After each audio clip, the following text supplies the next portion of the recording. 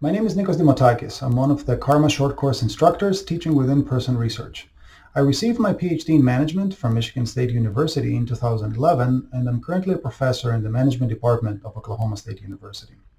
My work focuses on affective and motivational processes, which tend to fluctuate a lot over time.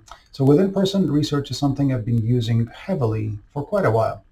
I've also have experience in such methods from serving as a reviewer or editorial board member in journals such as Personnel Psychology and the Journal of Applied Psychology. The bulk of my work is also within person, including some recent papers that I'm particularly proud of that are extending current methods to best answer what I believe are some more nuanced questions.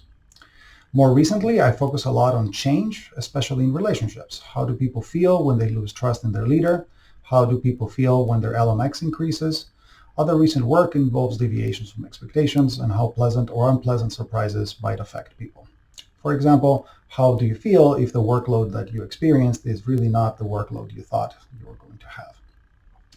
Regarding with the in-person work, I have written a couple of chapters on issues associated with it, particularly focusing on experience sampling methodology, including when to best use such an approach, what some best practices might be, how do you design such a study, how do you collect data more optimally, how do you analyze data like this. In this particular class, we will be focusing on particular challenges, opportunities, and nuances associated with in-person work, and the ways in which data for such studies is best collected, structured, and analyzed. As with any work, this starts with conceptual and theoretical considerations, so that's where we will start. What does a within-person theory look like, and how is it different from other conceptualizations? We'll then introduce concepts and principles that are important to within-person research, drawing heavily from multilevel theory.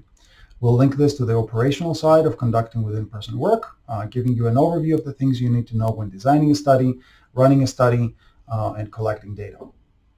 We then move on to some more basic model specification issues, introducing multi-level modeling, but extending it and discussing how it particularly applies to within-person work.